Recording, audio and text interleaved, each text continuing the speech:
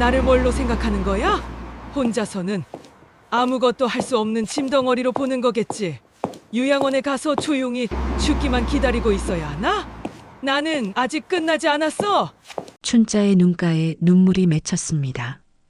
평생을 누군가의 어머니로만 살아온 그녀가 82의 나이에 50여 년 전 첫사랑을 찾아 마침내 전 재산 2억을 들고 홀로 떠나기로 결심했는데요. 과연 이 선택이 가져올 결말은 행복일까요? 아니면 가족을 파괴할 어리석은 모험일까요?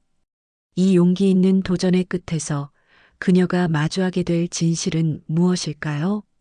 곧 드러날 진실은 당신의 예상을 무너뜨릴 만큼 충격적일지 모릅니다. 이야기 시작하기 전에 구독과 좋아요는 무료니까 꼭 눌러주시고 댓글로도 응원해주세요. 영상을 만드는데 정말 큰 힘이 됩니다. 변두리, 낡은 단독주택의 아침 햇살이 거실 창문을 통해 스며들어왔습니다. 이춘자는 평소와 다름없이 창가 의자에 앉아 오래된 한복원단을 매만지며 하루를 시작했습니다. 82의 나이에도 불구하고 그녀의 손끝은 여전히 정교했고 바느질로 다져진 굳은 살이 세월의 흔적을 말해주고 있었습니다. 이 집은 춘자가 결혼 후 첫 보금자리였습니다. 남편과 함께 꾸린 신혼집에서 시작해 세 자녀를 낳고 기르며 수십 년을 보낸 추억이 가득한 공간이었죠. 거실 한편에는 오래된 재봉틀이 자리 잡고 있었고 그 옆으로는 색색의 한복원단들이 정갈하게 정리되어 있었습니다. 이제 남은 시간은 조용히 보내면 되겠지, 애들끼리 사이좋게 지내면 좋으련만. 춘자는 속으로 중얼거리며 창밖을 바라보았습니다.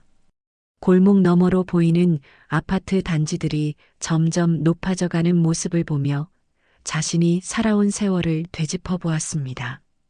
25에 결혼해서 35에 남편을 잃고 그 후로는 오직 자식들만을 위해 살아왔습니다. 한복 디자이너로 일하며 새벽부터 밤늦게까지 바느질에 매달려 세 남매를 대학까지 보냈던 그 치열했던 시간들이 이제는 먼 옛날 이야기처럼 느껴졌습니다. 오전 10시쯤 춘자는 부엌에서 간단한 아침을 차렸습니다. 혼자 먹는 식사치고는 정성스럽게 차린 상차림이었습니다. 된장찌개 한 그릇, 김치볶음, 달걀말이, 그리고 직접 담근 무김치까지.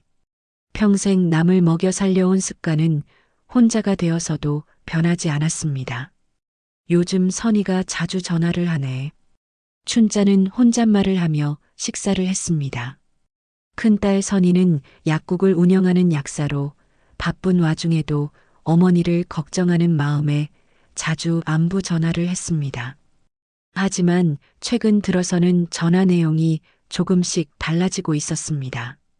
엄마, 혼자 계시는 거 괜찮으세요? 계단 오르내리실 때 조심하세요. 집 관리 힘드시면 언제든 말씀하세요. 처음에는 단순한 걱정의 표현이라고 생각했지만 점점 그 말들 속에 다른 의도가 숨어 있다는 것을 춘자도 눈치채기 시작했습니다.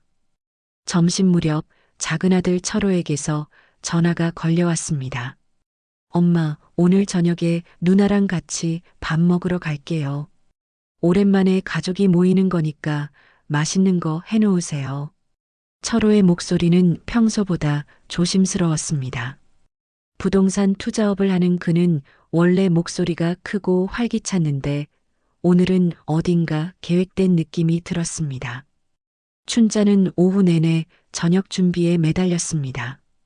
자식들이 좋아하는 갈비찜, 동태찌개, 나물 반찬들을 준비하며 마음 한편으로는 기대감을, 다른 한편으로는 묘한 불안감을 느꼈습니다. 오랜 어머니의 직감으로 오늘 밤 무언가 중요한 이야기가 나올 것 같다는 예감이 들었기 때문입니다. 해질 무렵 선이가 먼저 도착했습니다. 평소보다 일찍 약국 문을 닫고 온 것 같았습니다. 뒤이어 철호도 나타났는데 두 남매 모두 어딘가 긴장한 표정을 짓고 있었습니다. 어머니, 오늘 정말 맛있어 보이네요. 선희가 상을 보며 말했지만 그녀의 미소는 어색했습니다. 엄마가 해주신 갈비찜 정말 오래간만이네요. 철호도 덧붙였지만 역시나 평소의 호탕한 모습과는 달랐습니다. 식사 초반에는 일상적인 대화가 오갔습니다. 선희의 약국 이야기, 철호의 부동산 투자 근황, 그리고 손자, 손녀들 이야기까지. 하지만 춘자는 두 자녀가 무언가를 숨기고 있다는 것을 느낄 수 있었습니다. 드디어 선희가 젓가락을 내려놓으며 본격적인 이야기를 시작했습니다. 엄마, 솔직히 말씀드릴게요. 이 집에서 혼자 지내시는 거 이제 한계라고 생각해요. 춘자의 손이 잠시 멈췄습니다. 예상했던 이야기였지만 막상 들으니 가슴이 철렁했습니다. 그러게 말이야, 엄마. 나이가 82이신데 계단 오르내리기도 힘드시고 집 관리는 또 어떻게 하시려고요? 철호도 거들며 말했습니다. 특히 겨울에 혼자 계시는 거 정말 걱정돼요. 만에 하나 넘어지시기라도 하면 어떡해요? 선희가 걱정스러운 표정으로 덧붙였습니다. 춘자는 묵묵히 그들의 대화를 듣고만 있었습니다. 하지만 그녀의 눈빛에는 무언가 복잡한 감정이 스쳐 지나갔습니다. 자식들의 걱정이 진심이라는 것을 알면서도 동시에 그 걱정 뒤에 숨은 다른 의도들도 느끼고 있었습니다. 그리고 시골집 문제도 있어요. 선희가 조심스럽게 화제를 돌렸습니다. 할아버지 때부터 물려받은 집이긴 하지만 이제 관리할 사람도 없고 몇 년째 비어 있기만 하잖아요. 맞아요. 집이 비어 있으면 도둑도 들고 관리비만 계속 나가고요. 철호의 목소리에는 어딘가 계산적인 톤이 섞여 있었습니다. 춘자는 시골집을 떠올렸습니다. 자신이 태어나고 자란 집, 25에 시집 오기 전까지 살았던 그 정겨운 공간, 남편이 세상을 떠난 후에도 가끔씩 찾아가 마음을 달래곤 했던 고향의 보금자리였습니다. 차라리 그 집 팔아서 좋은 요양원에 모셔드리는 게 어떨까요? 철호가 조심스럽게 제안했습니다. 요양원이라 춘자가 처음으로 입을 열었습니다. 그러나 그 목소리는 평소보다 더 낮고 잠잠했습니다. 엄마, 요즘 요양원들 정말 많이 좋아졌어요. 시설도 깨끗하고 의료진들도 상주하고 있고 또래분들과 함께 지내시면 외롭지도 않으실 거예요. 선희가 설득하듯 말했습니다. 철호는 스마트폰을 꺼내 뭔가를 검색하기 시작했습니다. 여기 보세요. 이런 곳들 시설이 호텔 수준이에요. 물론 비용이 만만치는 않지만 시골집 처분하면 충분히 감당할 수 있을 것 같은데요. 춘자는 여전히 조용했습니다. 다만 그녀의 손가락이 한복 원단을 더욱 세게 움켜쥐고 있었을 뿐입니다. 그 모습을 본 선희와 철호는 어머니가 동의하고 있다고 생각했습니다. 시골집이 얼마나 나올까요? 철호가 혼잣말하듯 중얼거렸습니다. 위치가 좋으니까 꽤 나올 것 같은데요. 선희도 맞장구를 쳤습니다. 춘자는 그 순간 자신이 단순히 처리해야 할 문제가 되어버렸다는 것을 깨달았습니다. 자식들에게 자신은 더 이상 존경받는 어머니가 아니라 관리해야 할 부담이 되어버린 것입니다. 그럼 이번 주말에 시골집 한번 보러 갈까요? 부동산 업체도 미리 연결해 놓고 말이에요. 철호가 제안했습니다. 좋은 생각이에요. 엄마도 오랜만에 고향 구경도 하시고요. 선희도 동의했습니다. 춘자는 고개를 끄덕였지만 그녀의 마음속에서는 이미 다른 생각들이 소용돌이치기 시작했습니다. 평생을 누군가의 어머니로만 살아온 자신에게 이제는 선택의 여지도 없이 요양원으로 보내려는 자식들을 바라보며 마음 깊은 곳에서 무언가가 꿈틀거리기 시작했습니다. 네, 그렇게 하죠. 춘자가 짧게 대답했지만 그녀의 눈빛에는 전과 달리 어딘가 결연한 의지가 스며들기 시작했습니다. 그 밤 자식들이 돌아간 후 춘자는 잠들지 못하고 창가에 앉아 밤하늘을 올려다보았습니다. 별빛 사이로 자신의 지난 인생이 스쳐 지나갔습니다. 남편을 잃고 홀로 세 자녀를 키우며 바느질로 생계를 이어온 세월들, 자신의 꿈은 접어두고 오직 자식들의 미래만을 위해 살아온 그 긴 시간들이 주마등처럼 펼쳐졌습니다. 내 인생 정말 이렇게 끝나는 걸까? 춘자는 속으로 중얼거리며 오래된 사진첩을 꺼내 들었습니다. 젊은 시절 한복 디자이너로 활동하던 모습, 남편과 행복했던 신혼 시절, 그리고 아이들이 어렸을 때의 모습들이 흑백 사진 속에 고스란히 담겨 있었습니다. 며칠이 흘러 토요일 아침, 춘자는 평소보다 일찍 잠에서 깨어났습니다. 오늘이 바로 선희와 철호가 말했던 시골집을 보러 가는 날이었기 때문입니다. 거울 앞에 서서 단정하게 머리를 빗으며 춘자는 자신도 모르게 깊은 한숨을 내쉬었습니다. 오늘 가면 정말 끝이겠구나. 시골집은 춘자에게 단순한 부동산이 아니었습니다. 어린 시절 어머니의 품에 안겨 뛰어놀던 마당, 첫사랑과 함께 걷던 뒷산 오솔길, 결혼 전까지 꿈을 키워나가던 그 모든 추억이 담긴 소중한 공간이었습니다. 하지만 이제 그 집마저 자식들의 현실적인 판단 앞에서 처분되어야 할 자산으로 전락해버렸습니다. 오전 9시 철호가 운전하는 차에 선희와 함께 탔습니다. 서울에서 시골까지는 2시간 반 정도 걸리는 거리였습니다. 차 안의 분위기는 어색했습니다. 선희는 계속해서 요양원 관련 자료를 스마트폰으로 검색하고 있었고, 철호는 부동산 시세를 확인하느라 바빴습니다. 엄마, 여기 요양원 보세요. 시설도 좋고 프로그램도 다양해요.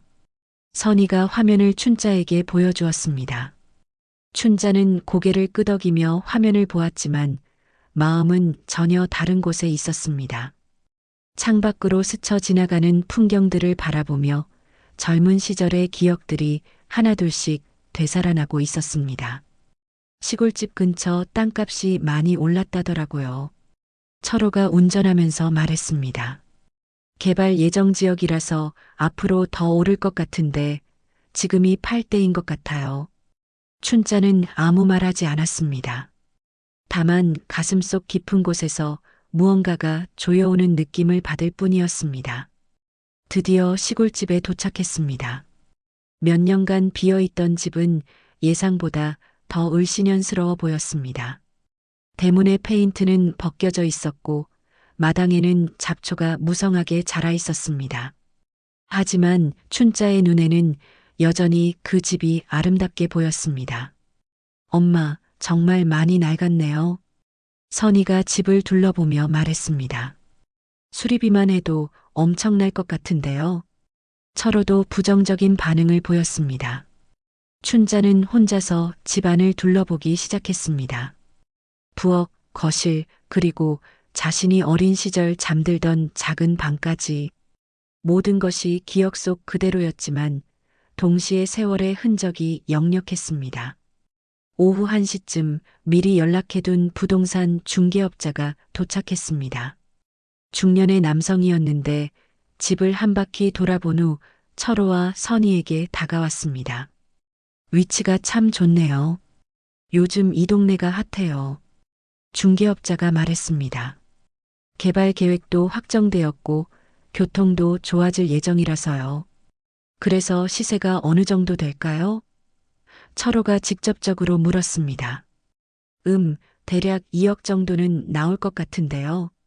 상태를 좀 더 보고 정확한 감정평가를 해봐야겠지만요. 2억이라는 숫자를 들은 순간 선희와 철호의 표정이 밝아졌습니다. 하지만 춘자의 표정은 더욱 어두워졌습니다. 그 정도면 요양원비로는 충분하겠네요. 선희가 철호에게 작은 소리로 말했습니다. 그러게요. 몇 년은 여유 있게 쓸 수 있을 것 같아요. 철호도 만족스러운 표정을 지었습니다. 중개업자는 계속해서 설명했습니다. 빨리 내놓으시면 좋을 것 같아요. 이런 위치는 금방 나갑니다. 특히 투자 목적으로 찾는 분들이 많거든요. 춘자는 그 말을 듣는 순간 가슴이 먹먹해졌습니다. 자신의 추억이 담긴 집이 누군가의 투자 대상으로 전락하는 현실이 받아들여지지 않았습니다. 엄마는 어떻게 생각하세요? 선희가 춘자에게 물었습니다. 춘자는 잠시 망설였습니다. 마당 한편에 있던 감나무를 바라보며 어린 시절의 기억을 떠올렸습니다. 가을이면 노란감이 주렁주렁 열렸던 그 나무, 어머니와 함께 감을 따며 웃고 떠들던 그 시간들이 생생하게 되살아났습니다. 그렇게 하죠.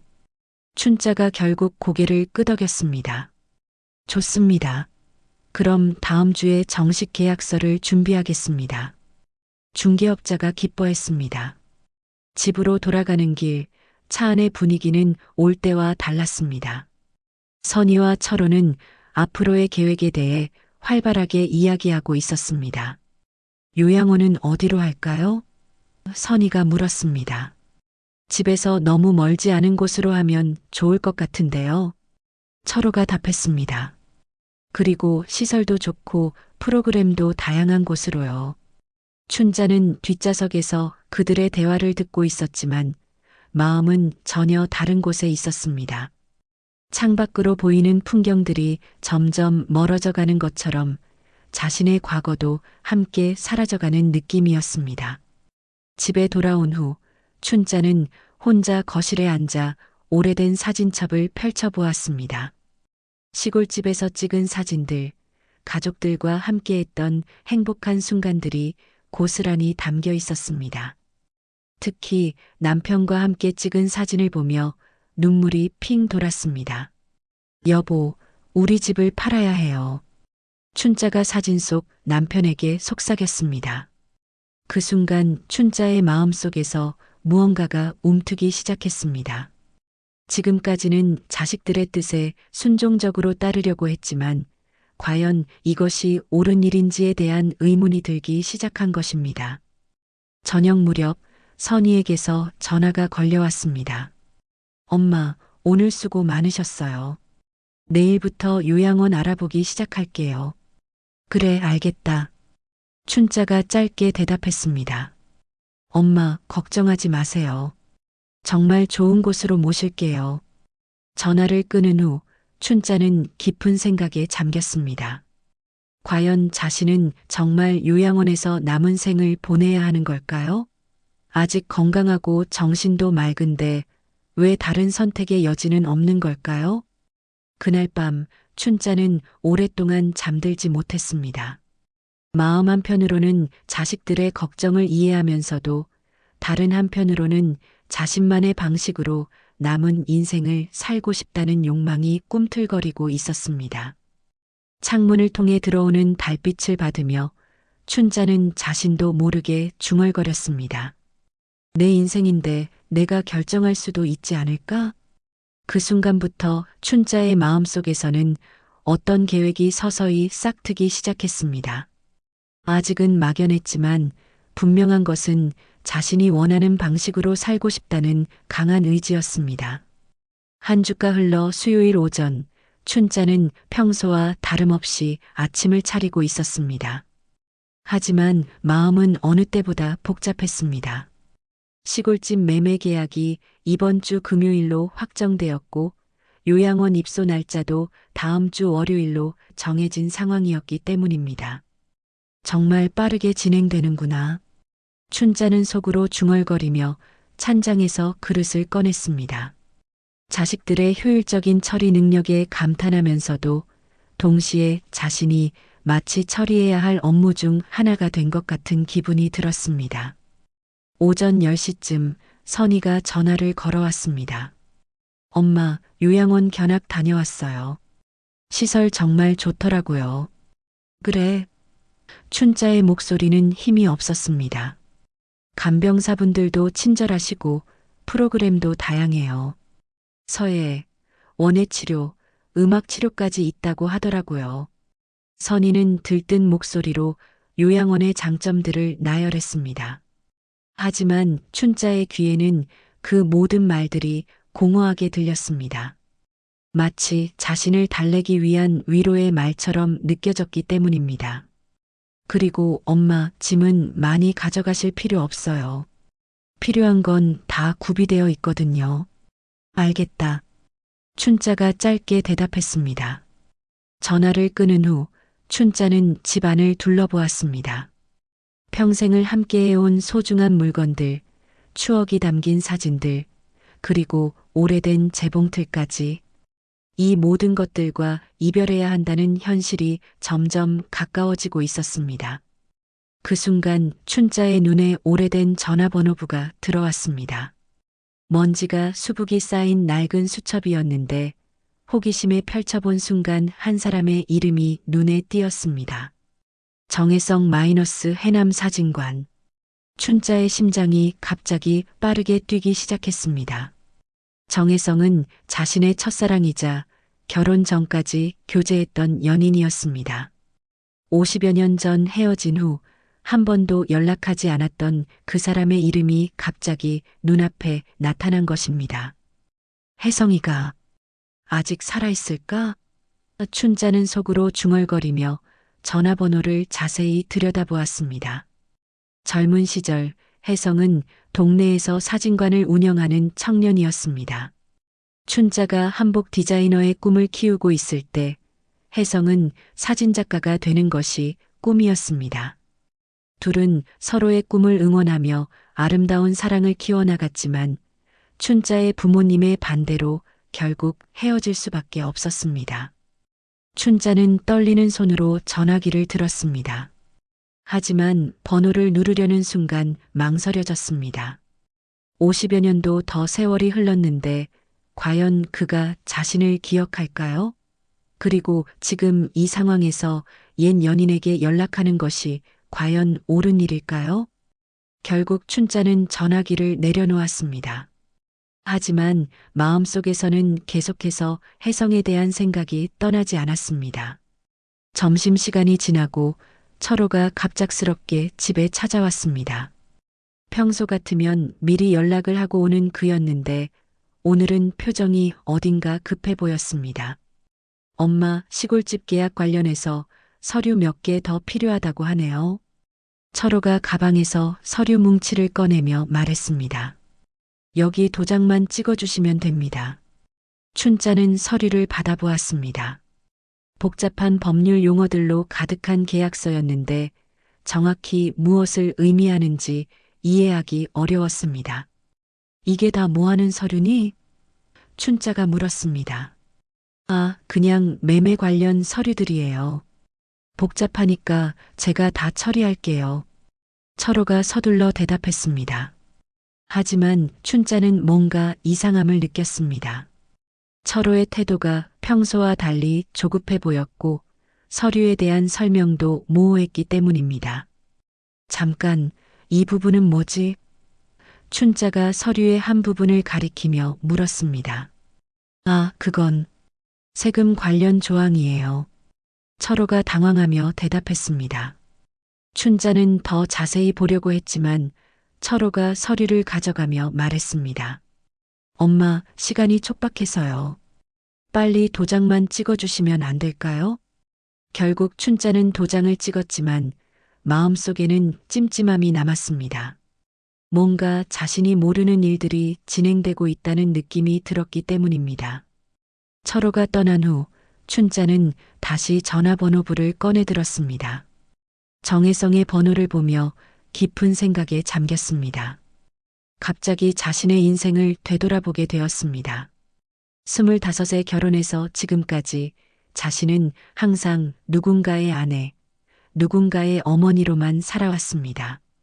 자신만의 꿈이나 욕망은 뒤로 미룬 채 오직 가족을 위해서만 살아온 것입니다. 이제 내 나이가 82인데 정말 이렇게 끝나는 걸까?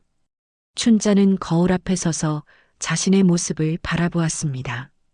주름이 깊게 패인 얼굴이지만 눈빛만큼은 여전히 생생했습니다. 아직 포기하기에는 이르다는 생각이 들었습니다. 저녁 무렵 선희에게서 또다시 전화가 걸려왔습니다. 엄마, 요양원에서 입소 준비물 목록을 보내왔어요. 별로 많지 않으니까 걱정하지 마세요. 응. 춘자는 힘없이 대답했습니다. 그리고 월요일 오전 10시에 입소하시면 돼요. 제가 모셔다 드릴게요. 전화를 끊은 후 춘자는 창밖을 바라보았습니다. 해질녘의 하늘이 붉게 물들어 있었습니다. 마치 자신의 인생도 저무는 것 같은 기분이었습니다. 하지만 그 순간 춘자의 마음속에서 어떤 결심이 서기 시작했습니다. 자신의 남은 인생을 다른 사람들의 결정에 맡기고 싶지 않다는 강한 의지였습니다. 춘자는 다시 전화번호부를 꺼내 들었습니다. 이번에는 망설이지 않고 정혜성의 번호를 눌렀습니다. 신호음이 울리는 동안 심장이 쿵쾅거렸습니다. 여보세요? 낯익은 목소리가 전화기 너머로 들려왔습니다. 혜성아, 나야, 춘자야. 춘자의 목소리가 떨렸습니다. 전화기 너머로 잠시 침묵이 흘렀습니다. 그리고 이어서 들린 혜성의 목소리에는 놀라움과 반가움이 섞여 있었습니다. 춘자야, 정말 오랜만이다. 어떻게 지냈니? 나도 잘 있었어. 너는? 나야 뭐. 여전히 해남에서 사진관 하면서 살고 있지. 두 사람은 마치 어제 헤어진 것처럼 자연스럽게 대화를 이어갔습니다. 50여 년이라는 세월이 무색할 정도로 친숙한 감정이 되살아났습니다. 춘자야, 혹시 언제 한번 만날 수 있을까? 혜성이 조심스럽게 물었습니다. 춘자는 잠시 망설였습니다. 하지만 곧 결심을 굳히며 대답했습니다. 응, 만나자. 곧 갈게. 그날 밤 춘자는 오랫동안 잠들지 못했습니다. 마음속에서는 새로운 가능성들이 꽃피고 있었습니다. 자신도 다른 선택을 할 수 있다는 것, 아직 늦지 않았다는 것을 깨닫기 시작한 것입니다. 금요일 아침 춘자는 평소보다 일찍 잠에서 깼습니다.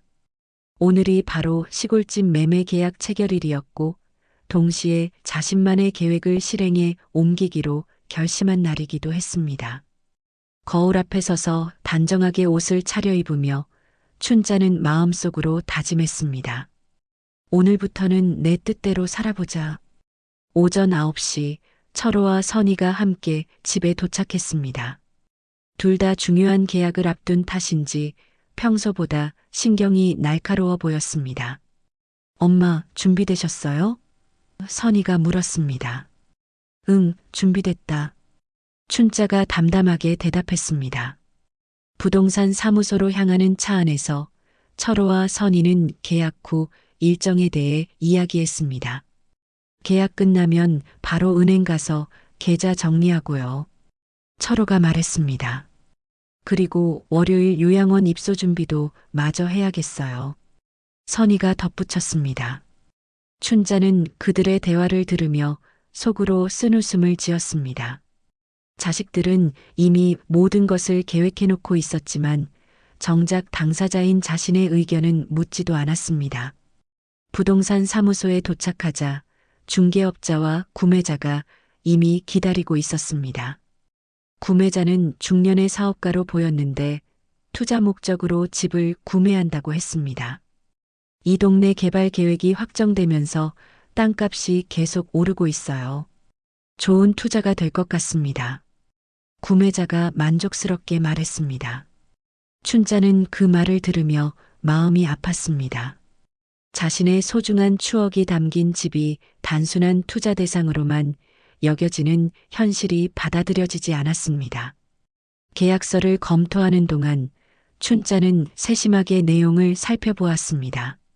매매 대금은 2억 원으로 확정되었고 계약금 2천만 원은 오늘 지급, 나머지 잔금은 한 달 후에 지급하기로 되어 있었습니다. 여기 서명하시면 됩니다. 중개업자가 춘자에게 펜을 건넸습니다. 춘자는 잠시 망설였습니다. 서명을 하는 순간 정말로 돌아갈 수 없는 강을 건너게 되는 것 같았습니다. 하지만 이미 마음속으로는 다른 계획을 세워놓았기 때문에 담담하게 서명을 했습니다. 축하드립니다. 계약이 성사되었네요. 중개업자가 기뻐했습니다. 계약금 2천만 원을 받은 철호는 만족스러운 표정을 지었습니다. 선희 역시 안도의 한숨을 내쉬었습니다. 엄마, 이제 큰 걱정 하나가 없어졌네요. 선희가 춘자의 손을 잡으며 말했습니다. 하지만 춘자의 마음은 전혀 달랐습니다. 오히려 이제부터가 진짜 시작이라고 생각하고 있었습니다. 부동산 사무소를 나온 후 세 사람은 은행으로 향했습니다. 계약금과 기존에 있던 예금을 합쳐 새로운 계좌를 개설하기 위해서였습니다. 엄마 통장은 제가 관리해 드릴게요. 요양원비 납부하고 생활비 관리하는 것도 복잡하시니까요. 철호가 제안했습니다. 아니야, 내가 직접 관리하겠다. 춘자가 단호하게 말했습니다. 엄마, 그런데 요양원에서는 현금 관리가 어려우실 텐데요. 선희가 걱정스럽게 말했습니다. 걱정하지 마라. 내가 알아서 할 테니까.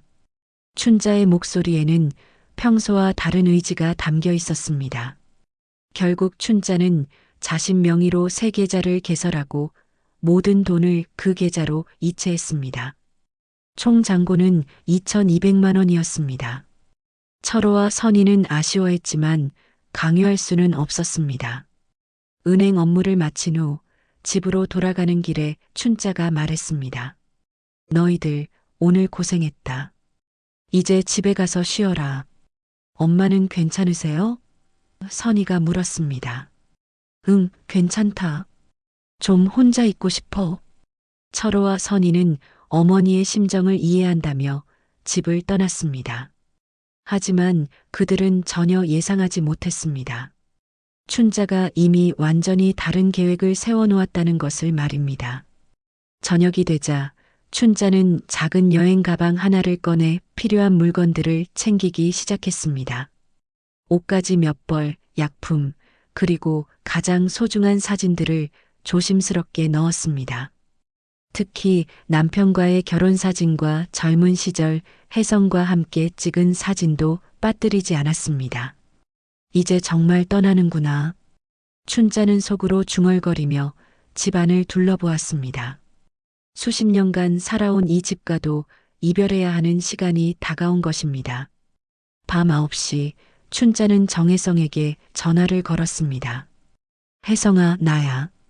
춘자야, 어떻게 지내니? 내일 해남으로 갈 거야. 전화기 너머로 혜성의 놀란 목소리가 들렸습니다. 정말? 갑자기 무슨 일이야? 긴 이야기야. 만나서 천천히 얘기할게. 그럼 기차역으로 마중 나갈까? 고마워. 오후 3시경 도착할 것 같아. 전화를 끊은 후 춘자는 깊은 숨을 내쉬었습니다. 이제 정말로 자신만의 인생을 시작할 때가 된 것입니다.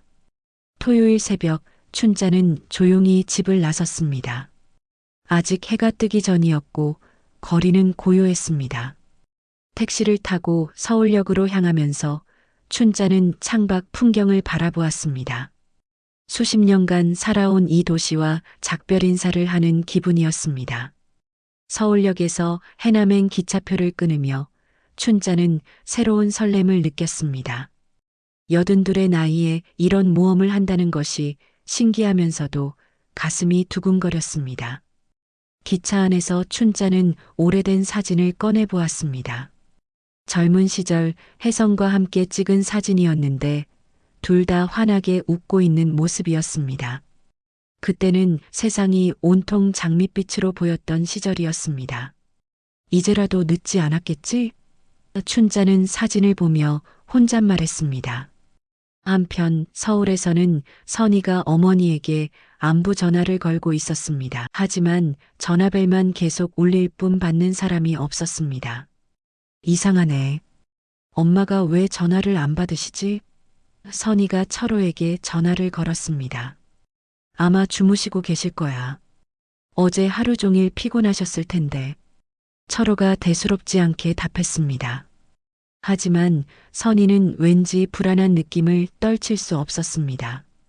어머니의 최근 행동들이 평소와 달랐기 때문입니다. 오후 3시 해남역에 도착한 춘자는 역 앞에서 정혜성을 기다렸습니다. 50여 년 만의 재회라는 생각에 가슴이 두근거렸습니다.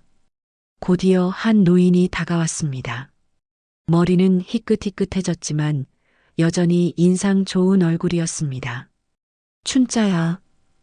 혜성이 반갑게 손을 흔들었습니다. 혜성아. 춘자도 환하게 웃으며 그에게 다가갔습니다. 50여 년 일하는 긴 세월이 흘렀지만 두 사람 사이의 친숙함은 여전했습니다. 마치 시간이 멈춘 것처럼 자연스러웠습니다. 정말 오랜만이다. 많이 변하지 않았네. 혜성이 춘자를 보며 말했습니다. 너도 여전하구나. 춘자가 수줍게 답했습니다. 그 순간부터 춘자의 새로운 인생이 시작되었습니다. 서울에서는 아직 아무도 모르는 오직 자신만을 위한 선택이었습니다. 일요일 아침 서울에서는 선희가 불안한 마음으로 어머니 집 앞에 서 있었습니다. 어제부터 계속 전화를 해도 받지 않으시는 어머니가 걱정되어 직접 찾아온 것입니다. 엄마, 계세요? 선희가 문을 두드렸지만 아무런 대답이 없었습니다. 예비키로 문을 열고 들어간 선희는 집안의 정적에 소스라치게 놀랐습니다. 거실도 부엌도 아무도 없었습니다. 침실을 확인해 보니 침대는 깨끗하게 정리되어 있었지만 어머니의 흔적은 어디에도 없었습니다. 설마. 선희는 급하게 철호에게 전화를 걸었습니다. 오빠, 큰일 났어요. 엄마가 집에 안 계세요. 뭐? 그럴 리가. 어디 잠깐 나가신 거 아냐? 철호의 목소리에는 아직 여유가 있었습니다. 아니에요. 침대도 안 주무신 것 같고 가방도 없어졌어요. 그제서야 철호의 목소리가 급해졌습니다. 내가 지금 갈게. 거기서 기다려. 30분 후 도착한 철호는 집안을 샅샅이 뒤져보았습니다. 옷장을 열어보니 평상복 몇 벌이 사라진 것이 확실했고 세면대에는 칫솔과 화장품도 없었습니다. 정말 어디로 가신 걸까? 선희가 걱정스럽게 말했습니다. 우선 경찰서에 신고부터 하자. 철호가 휴대폰을 꺼내 들었습니다. 하지만 선희가 그를 말렸습니다. 오빠, 잠깐만요. 경찰서에 신고하면 언론에 나올 수도 있어요. 시골집 한 것까지 다 알려지면. 그런 걸 지금 걱정할 때야? 철호가 짜증스럽게 말했습니다. 아니에요. 우선 우리끼리 찾아보자고요. 남매는 어머니가 갈 만한 곳들을 떠올려 보았습니다. 동네 경로당, 단골병원, 자주 가던 시장 등을 모두 확인해 봤지만 춘자를 본 사람은 아무도 없었습니다. 월요일 오전 요양원에서 연락이 왔습니다. 어르신 입소 시간인데 아직 안 오셨네요? 선희는 당황하며 대답했습니다. 죄송합니다. 조금 늦어질 것 같아요. 그럼 언제쯤 오실 예정인가요? 좀 더 기다려주세요. 전화를 끊은 선희는 머리가 복잡했습니다. 어머니는 사라지고 요양원에는 설명해야 하고 그 와중에 철호는 계속 경찰 신고를 하자고 했습니다. 그날 오후 철호는 어머니의 방을 더 자세히 수색하기 시작했습니다. 서랍장을 하나씩 열어보던 중 오래된 전화번호부를 발견했습니다. 누나, 이거 봐. 철호가 전화번호부를 펼쳐 보였습니다. 선희가 보니 여러 페이지에 연필로 표시가 되어 있었습니다. 특히 정혜성 마이너스 해남 사진관이라는 부분에는 동그라미가 쳐져 있었습니다. 정혜성이 누구지? 선희가 고개를 갸웃거렸습니다. 해남. 해남이면 전라남도 아냐? 철호가 지도 앱을 켜며 확인했습니다. 설마 엄마가 해남으로 가신 건 아니겠지? 선희는 믿기 어렵다는 듯 말했습니다. 철호는 주저없이 정혜성의 번호로 전화를 걸었습니다. 신호음이 몇 번 울린 후 나이든 남성의 목소리가 들렸습니다. 여보세요? 안녕하세요. 혹시 이춘자 어르신 아십니까? 전화 너머로 잠깐의 침묵이 흘렀습니다. 춘자를 어떻게 아시는데요? 철호의 심장이 쿵쾅거렸습니다. 저는 춘자의 아들입니다. 혹시 저희 어머니가 거기 계신가요? 아, 그렇구나. 춘자가 자식들 얘기를 했었는데, 그럼 정말 거기 계시는 거예요? 철호의 목소리가 높아졌습니다. 응, 지금 여기 있어. 잠깐 기다려봐. 곧이어 익숙한 어머니의 목소리가 들렸습니다. 철호야? 엄마, 도대체 왜 그러세요? 우리가 얼마나 찾았는데. 미안하다. 춘자의 목소리는 담담했습니다. 엄마, 지금 당장 돌아오세요. 요양원에서도 기다리고 있고. 철호야. 춘자가 아들의 말을 끊었습니다. 나는 요양원 안 갈 거야. 뭐요? 철호가 당황했습니다. 내 남은 인생, 내가 정하겠다. 선희가 전화를 받았습니다. 엄마, 정말 왜 그러세요? 우리가 뭘 잘못했어요? 잘못한 건 없어. 다만, 이제는 나를 위해 살고 싶어. 엄마 나이가 몇 살인데 그런 말씀을 하세요? 나이가 많으면 꿈꾸면 안 되니? 춘자의 목소리에는 의외의 힘이 있었습니다. 남매는 할 말을 잃었습니다. 평생 순종적이던 어머니가 이렇게 단호하게 나올 줄은 상상도 못했기 때문입니다. 그럼 언제 돌아오실 거예요? 선희가 간신히 물었습니다. 모르겠다. 엄마, 너희들도 각자 인생이 있듯이 나도 내 인생이 있어. 전화가 끊어졌습니다. 남매는 멍하니 서로를 바라보았습니다. 누나, 이제 어떻게 하지? 철호가 한숨을 쉬었습니다. 당장 해남으로 가야겠어요. 선희가 결연하게 말했습니다. 그날 저녁 남매는 해남행 기차에 몸을 맡겼습니다. 차창 밖으로 스쳐 지나가는 풍경을 바라보며 두 사람은 복잡한 심정에 잠겨 있었습니다. 정혜성이 누군지 알아봤어요? 선희가 물었습니다. 인터넷에서 검색해보니 해남에서 오래된 사진관을 하는 사람이더라고요. 엄마와는 어떤 관계일까요? 모르겠어요. 하지만 엄마가 갑자기 변한 것 같아요. 철호는 고개를 끄덕였습니다. 맞아요. 예전 엄마 같지 않아요. 한편 해남의 작은 사진관에서는 춘자와 혜성이 차를 마시며 이야기를 나누고 있었습니다. 춘자야, 자식들이 올 것 같은데 괜찮겠니? 혜성이 걱정스럽게 물었습니다. 괜찮아. 언젠가는 마주해야 할 일이야. 그래도 갑자기 이렇게 하면 애들이 놀라지 않겠어? 춘자는 창밖을 바라보며 말했습니다. 혜성아, 나는 평생 누군가의 엄마로만 살았어. 이제는 나로 살고 싶어. 혜성은 춘자의 손을 잡았습니다. 나도 그랬으면 좋겠어. 우리 이제라도 우리만의 시간을 가져보자. 그 순간 춘자의 눈에 눈물이 고였습니다. 82의 나이에 느끼는 새로운 감정이었습니다. 누군가에게 기대지 않고도 자신만의 선택을 할 수 있다는 해방감이었습니다. 화요일 오전 해남의 작은 바닷가 마을은 평온한 일상을 맞이하고 있었습니다. 춘자는 혜성의 사진관 옆 작은 원룸에서 하룻밤을 보낸 후 처음으로 자유로운 아침을 맞았습니다.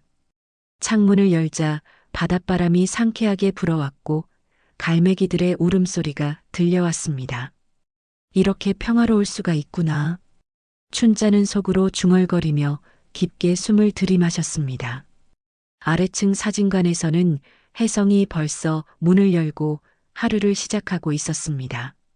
춘자가 내려가자 혜성은 따뜻한 차 한 잔을 건네며 미소를 지었습니다. 잘 잤니? 혜성이 물었습니다. 오랜만에 이렇게 편안하게 잤어. 춘자의 얼굴에도 평화로운 미소가 번졌습니다. 두 사람은 사진관 앞 평상에 앉아 차를 마시며 옛 이야기를 나누었습니다. 50여 년 전의 추억들, 각자가 걸어온 인생길, 그리고 지금의 심정까지. 시간이 흐르는 줄도 모를 정도로 자연스럽고 편안한 시간이었습니다. 춘자야, 사실 나도 외로웠어. 혜성이 조심스럽게 말을 꺼냈습니다. 아내를 일찍 잃고 혼자 살다 보니까 가끔 이렇게 누군가와 이야기할 수 있다는 게 꿈 같아. 나도 그래. 춘자가 고개를 끄덕였습니다. 평생 누군가를 위해 살았는데 이제야 나를 위한 시간이 생긴 것 같아. 그 순간 사진관 문이 거칠게 열렸습니다. 선희와 철호가 숨을 헐떡이며 들어선 것입니다. 밤새 기차를 타고 와서인지 두 사람 모두 지쳐 보였습니다. 엄마, 선희가 춘자를 보자마자 달려갔습니다. 우리가 얼마나 걱정했는데. 철호도 흥분된 목소리로 말했습니다. 하지만 춘자는 의외로 담담했습니다. 왔구나. 엄마, 지금 장난하는 거예요? 선희의 목소리가 떨렸습니다. 요양원에서는 계속 연락 오고 우리는 미쳐버릴 것 같았어요. 혜성은 어색한 상황에서 뒤로 물러섰습니다. 하지만 철호가 그를 날카롭게 바라보았습니다. 당신이 정혜성 씨군요. 철호의 목소리에는 적대감이 섞여 있었습니다. 그렇습니다. 혜성이 정중하게 대답했습니다. 우리 엄마를 어떻게 아시는 거죠? 혜성이 대답하기 전에 춘자가 먼저 입을 열었습니다. 혜성이는 내 옛 친구야. 친구라고요? 선희가 의심스럽게 물었습니다. 그래, 젊을 때 알고 지낸 사이지. 철호는 뭔가 석연치 않은 표정을 지었습니다. 그렇다면 왜 갑자기 여기로 오신 거예요? 요양원도 다 준비해 놓고. 나는 요양원 안 갈 거라고 했잖니. 엄마. 선희가 답답하다는 듯 소리쳤습니다. 엄마 나이가 82이에요. 혼자 어떻게 살려고 그러세요? 누가 혼자라고 했니? 춘자의 목소리에는 의외의 단호함이 있었습니다. 그 순간 선희와 철호의 얼굴이 굳어졌습니다. 설마 하는 생각이 머릿속을 스쳐갔기 때문입니다. 설마 저 사람하고 뭔가 하려는 건 아니죠? 철호가 조심스럽게 물었습니다. 춘자는 당당하게 대답했습니다. 그럴 수도 있지. 엄마. 선희가 기절할 것 같은 표정을 지었습니다. 정말 말도 안 돼요. 뭐가 말도 안 되니? 내가 사람이랑 어울려 지내면 안 되나? 철호가 혜성을 노려보며 말했습니다. 당신, 우리 엄마를 이용하려는 건 아니죠? 무슨 소리를 하는 거야? 춘자가 화를 냈습니다. 혜성이가 언제 나를 이용했다고 그러니? 엄마는 순진하셔서 모르시는 거예요. 선희도 목소리를 높였습니다. 나이 든 여성을 노리는 나쁜 남자들이 얼마나 많은데. 혜성이 조용히 입을 열었습니다. 저는 춘자 씨에게 바라는 건 아무것도 없습니다. 그냥 옛 친구로서 이야기할 상대가 있다는 것만으로도 행복합니다. 믿을 수 없어요. 철호가 소리쳤습니다. 그때 춘자가 갑자기 일어서며 말했습니다. 그만해. 사진관 안이 순간 조용해졌습니다. 너희들은 나를 뭘로 보는 거니? 춘자의 목소리가 떨렸습니다. 혼자서는 아무것도 할 수 없는 짐덩어리로 보는 거야? 엄마, 그런 뜻이 아니에요. 선희가 당황하며 말했습니다. 그럼 뭐야? 나는 요양원에 가서 조용히 죽기만 기다리고 있어야 하나? 철호가 답답하다는 듯 말했습니다. 엄마, 우리가 엄마를 생각해서 하는 말이잖아요.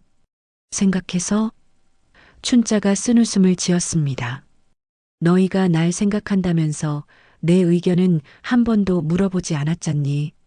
그 말에 선희와 철호는 할 말을 잃었습니다. 춘자는 계속해서 말했습니다. 시골집 할 때도 요양원 정할 때도 모든 걸 너희가 결정했어.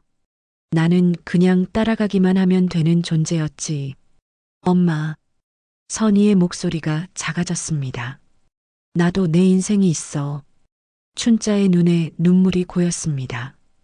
82이면 늙은 건 맞지만 아직 죽은 건 아니야. 혜성이 춘자의 곁으로 다가가 어깨에 손을 올렸습니다. 그 모습을 본 철호의 얼굴이 일그러졌습니다. 당신 지금 뭐 하는 거예요? 철호가 혜성을 밀치려고 했습니다. 그만둬. 춘자가 철호의 팔을 잡으며 소리쳤습니다. 사진관 안에는 긴장감이 흘렀습니다. 가족 간의 갈등이 절정에 달한 순간이었습니다. 엄마, 정말 이 사람이 좋으세요? 선희가 간절한 목소리로 물었습니다. 춘자는 잠시 망설이다가 대답했습니다. 좋다.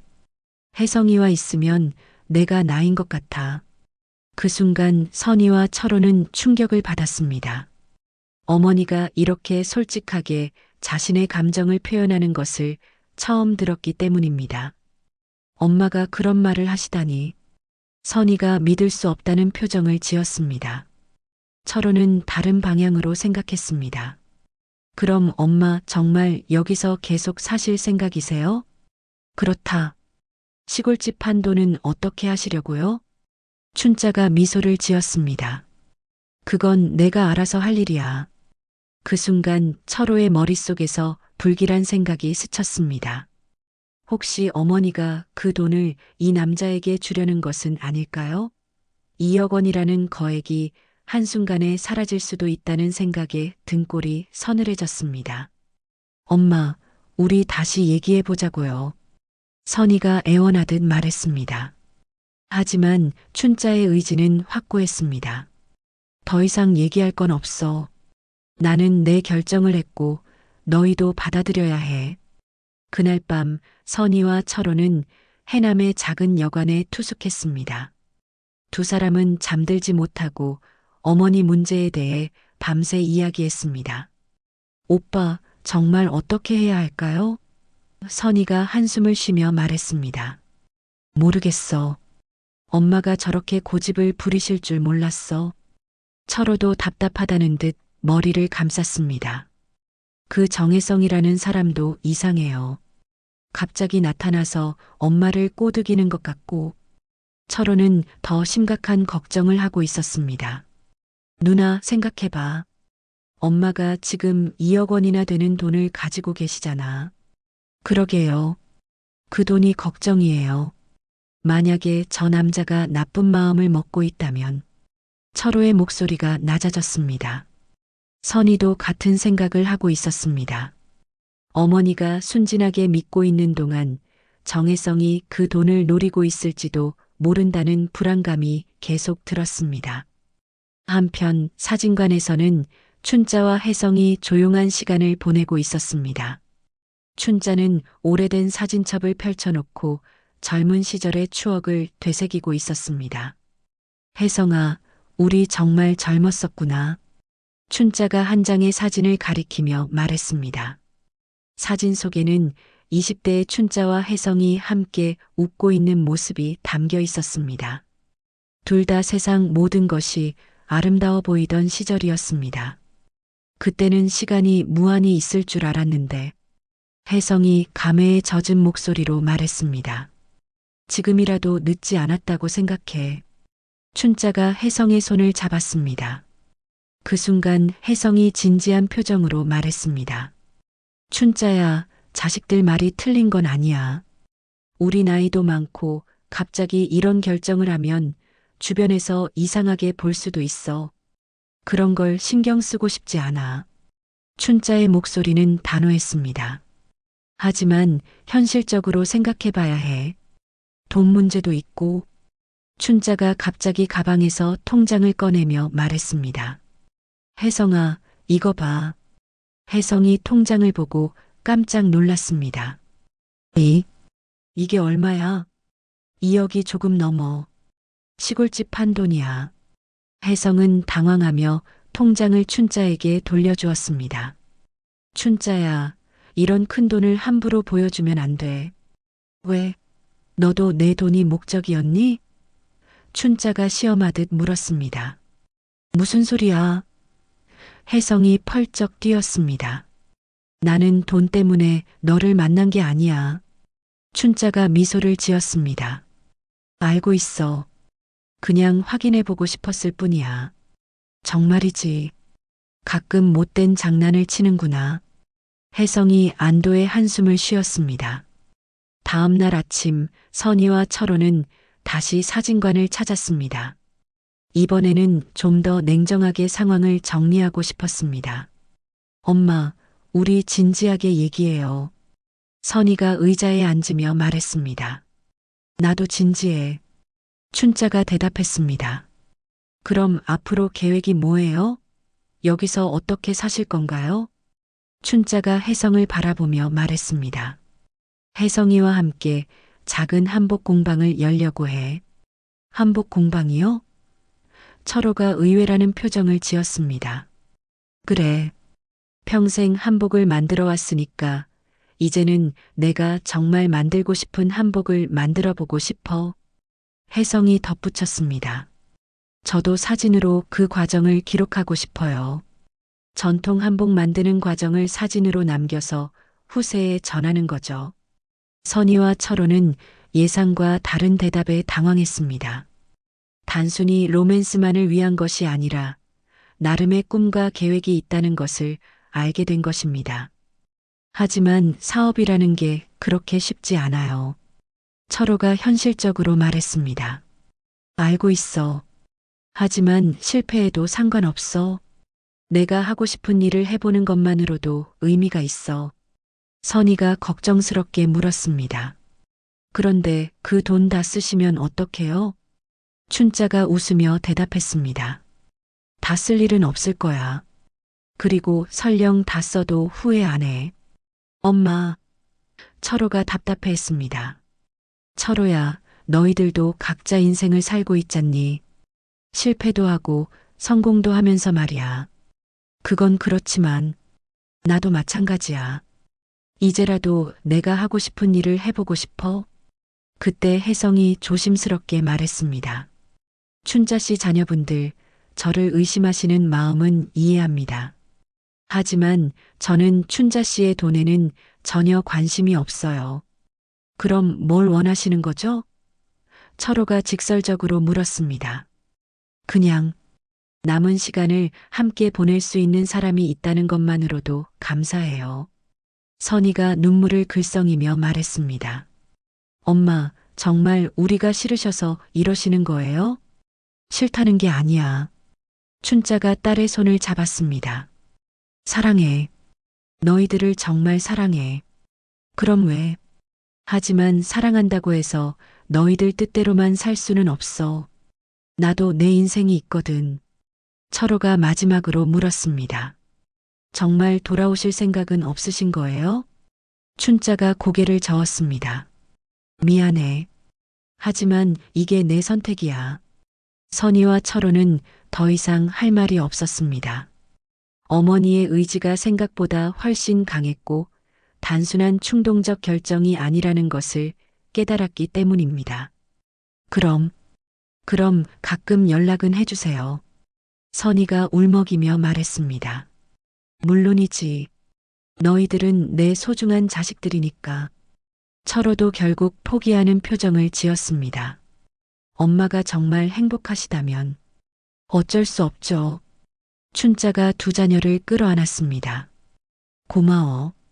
이해해줘서 정말 고마워. 그날 오후 선희와 철호는 서울로 돌아갔습니다.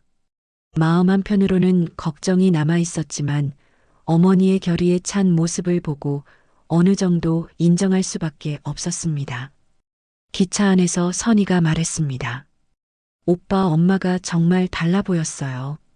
맞아. 뭔가 살아있는 것 같았어. 우리가 너무 엄마를 애기 취급했나 봐요. 철호도 고개를 끄덕였습니다. 그런 것 같아. 엄마도 엄마 나름의 꿈이 있었구나. 두 사람은 비로소 어머니를 하나의 독립적인 인간으로 바라보기 시작했습니다. 단순히 보호해야 할 대상이 아니라 자신만의 선택을 할 수 있는 존재로 말입니다. 석 달이 흘렀습니다. 해남의 작은 바닷가 마을에는 춘자 한복 공방이라는 예쁜 간판이 걸린 작은 가게가 문을 열었습니다. 춘자는 매일 아침 일찍 일어나 바다를 바라보며 깊은 숨을 들이마신 후 공방으로 향했습니다. 오늘도 좋은 하루가 될 것 같아. 춘자가 혼잣말하며 공방 문을 열었습니다.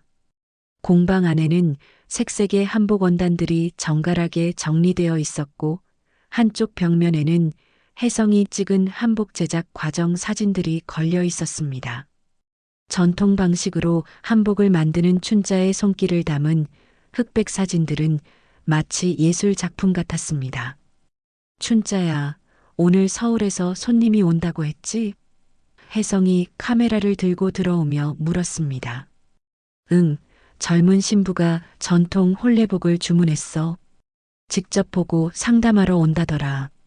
그럼 오늘도 사진 찍을 게 많겠구나.